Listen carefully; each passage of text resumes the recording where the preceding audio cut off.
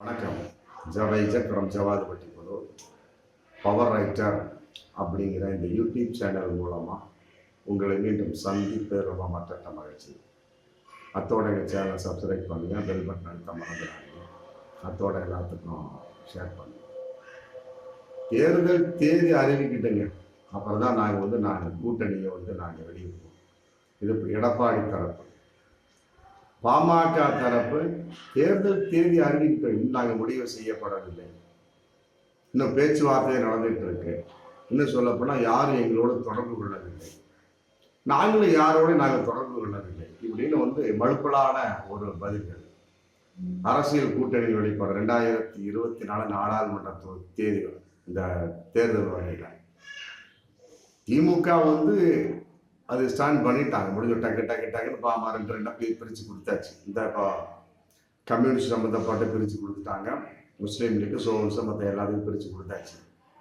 இன்னும் கொஞ்சம் 2 கட்சிகள் பேசிகிட்டு இருக்காங்க. மற்றபடி 2 காங்கிரஸுக்கு 2 சேர்த்து வரும் போல இருக்கு. அவ்வளோதான். மிச்சபடி மீண்டும் ஸ்ட்ராங்காக எப்படி இருந்தாலும் ஒரு 23 தொகுதிகளில் திமுக கட்டாயமாக போட்டிடுவார்கள் அப்படிங்கிற எதிர்பார்ப்பு தெரிஞ்சிட்டு இருக்கு. அதுலேயும் பிரித்து கொடுக்க விசிகாவுக்கு என்ன பிரித்து கொடுக்க போகிறாங்கன்னு தெரியல. அவங்க எப்படி 4க்கு மேலே கேட்பாங்க. அது 2 கொடுக்குறாங்களா இல்லை 3 கொடுக்க போகிறாங்களா அப்படின்னு தெரியல. ஏன்னா இப்போதைக்கு வளர்ந்து விட்ட கட்சியாக விசிக மிக அற்புதமாக இருக்குது. அன்பு தலைவன் திருமாவளவனுடைய நிலைமையில். அதனால் அது இன்னும் இறுதி செய்யப்படாத விஷயமா இருக்குது. விசிக திமுக தொகுதி பங்கீடு. இந்த நிலைமையில் பாமக பாஜக பக்கமா இல்லை அதிமுக பக்கமா? தேமுதிக அது முடிவு எடுக்க ஆள் இல்லாத ஒரு சூழலாக இருந்துட்டு நம்ம சொல்லக்கூடிய ஒரு சூழல். டக்குன்னு முடிவு எடுக்கலாம். இல்லை அப்படின்னா கடைசி நேரத்தில் இல்லை அப்படின்ட்டாங்கன்னு வைக்கலாம், முடிஞ்சு போச்சு, பிரிச்சு முடிஞ்சு. அப்படிங்கிறப்ப அவங்க எங்கே போவாங்க? இங்கும் இல்லாமல் அங்கும் இல்லாமல் பழையபடி ஏதாவது தடுமாற்றத்தின் வெளிப்பாடாக இருக்கக்கூடிய ஒரு சூழல். அதே நேரத்தில் பாமக ரொம்ப தெளிவாக பேசிட்டு இருக்கிறாங்க. இருந்தாலும் வெளியே சொல்லிட்டு இருக்கிறாங்க, ஒன்றும் நாங்கள் முடிவெடுக்கப்படவில்லை அப்படின்னு. எடப்பாடி அப்படிதான் பேசிட்டு இருக்கிறாங்க. கடையை திறந்து வச்சு உட்காந்துட்டாரு. ஓபிஎஸ் சொன்ன மாதிரி ஐஸ் வியாபாரம் பண்ணி கொண்டிருக்கிறார் அப்படின்னு.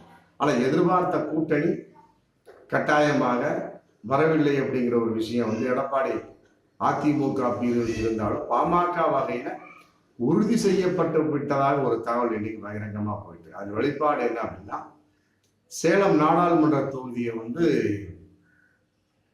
பாமகவுக்கு விட்டு கொடுத்து விட்டார் எடப்பாடி அப்படிங்கிற ஒரு பகிரங்கமான ஒரு தகவல் இன்னைக்கு போயிட்டு இருக்கு. அதாவது சேலத்தில் ஜெயலலிதா பேரவை மாநில செயலாளர் விக்னேஸ்வரன் அவர் ஓமலூரை சேர்ந்தவர். அவருக்கு தான் அப்படின்னு எல்லாம் பேசி வச்சு எல்லாம் முடிவு பண்ணி வச்சார் எம்பி சீட்டு விக்னேஸ்வரனுக்கு, ஓமலூரை சேர்ந்தவருக்கு.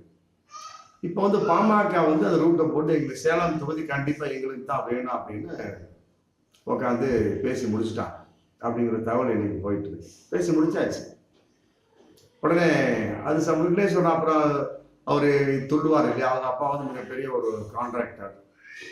அதன் அடிப்படையில் அவருடைய ஒரு மாமா, அதாவது விக்னேஸ்வரருடைய ஒரு மச்சண்டங்கிற கான்செப்ட், அவர் தான் அங்கே இருக்கக்கூடிய ஓமலூர் எம்எல்ஏ மணி அதிமுக. உடனே இந்த செய்தி கேட்டவுடனே அவரும் விக்னேஸ்வரனும் போய் எடப்பாடியை சந்தித்து பேசியிருக்காங்க. சேலத்தை சந்திச்சு பேசினாங்க. இப்படி என்னுடைய சகோதரி பையன், மற்றபடி அதுக்கு தருவதாக நீங்கள் சொல்லியிருந்தீங்க, இப்படி பண்ணிட்டீங்க இப்படி சமயத்தில் இல்லை, பாமகவுடைய கூட்டணி நம்ம கட்டாயமாக தேவைப்படக்கூடிய ஒரு சூழல். அதனால் நம்ம அதை விட்டு கொடுத்து தான் ஆகணும். ராமதாஸ் ரொம்ப பிடிவாதமாக கட்டிட்டு இருக்கிறாரு. நம்ம படிஞ்சு போகல அப்படின்னா மற்றபடி கூட்டணி யாருமே கிடையாது. அதிமுக பாஜக சுத்தமாக கழட்டி விட்டாச்சு, முடிஞ்சு போச்சு.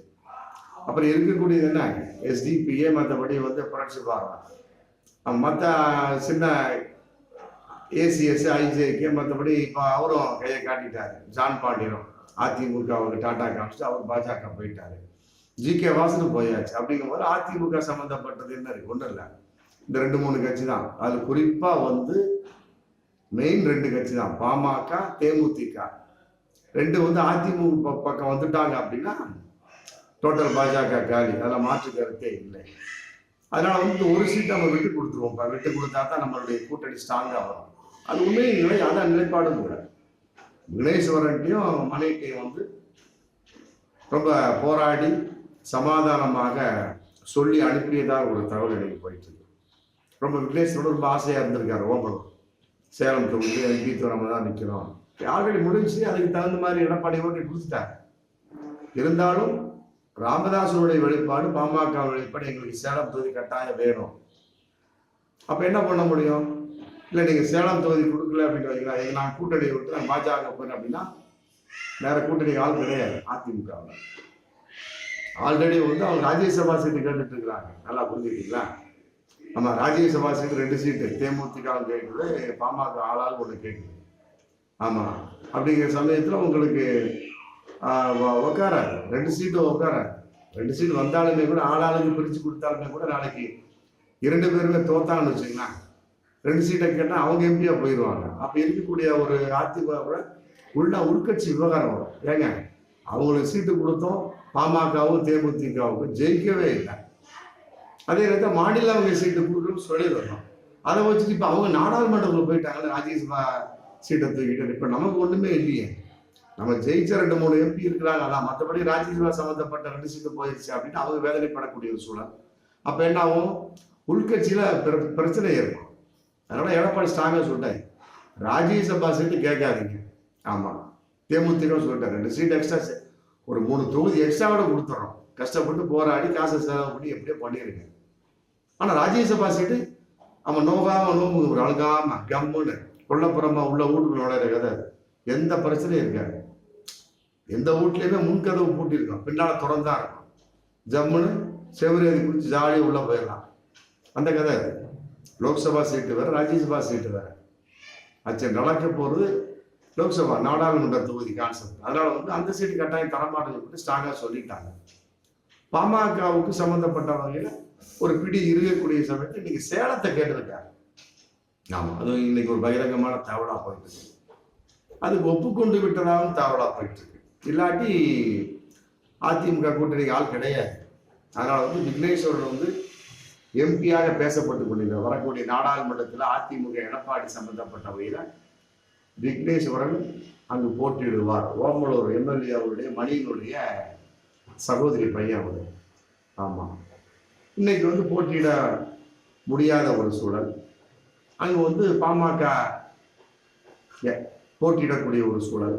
ஒப்பந்தம் போடப்படவில்லை. இன்னும் கூட்டணி அறிவிக்காத வகையில ராமதாசனுடைய பேச்சுக்கு எடப்பாடி கட்டுப்பட்டு விட்டார் அப்படிங்கிற விஷயம் சமயத்தில் அப்ப கூட்டணி உறுதியாயிடுச்சு அப்படிங்கிறத பகிரங்கமான தகவல் போயிட்டு அதான் நம்ம பார்க்கக்கூடிய ஒரு சூழல். வெளியில் சொல்லல, அதிமுக பாமக கூட்டணி உறுதியாயிடுச்சு. ஏன்னா சேலத்தை விட்டு கொடுத்துட்டாரு இல்லையா? அப்படிங்கும்போது அதிமுகவுடைய ஒரு கூட்டணி பாமக உறுதியாயிடுச்சு. பாமகவை அதிமுக ஏற்றுக்கொண்டு விட்டது. பாமகவும் அதிமுகவுக்கு வந்தாச்சு, முடிஞ்சது. இங்க தேமுதிக தான் பேலன்ஸ். அவங்க வந்துட்டாங்கன்னா நிரந்தரமான உறுதியை அறிவிப்பார். இருந்தாலும் பாமகவை அறிவிக்காத ஒரு கூட்டணியை இன்னைக்கு ஒப்புக்கொண்டு விட்டார் எடப்பாடி அப்படிங்கிறத இன்னைக்கு தகவலா போயிட்டு இருக்கு. அப்ப அங்க பாமக நிக்க போகுது. அதன் அடிப்படையில் அதிமுக பாமக கூட்டணி உறுதி செய்யப்பட்டு விட்டது அப்படிங்கிறது நம்ம பார்க்கக்கூடிய ஒரு சூழல். ஆமா, மீண்டும் அடுத்த வீடியோ சந்திப்போம். நன்றி.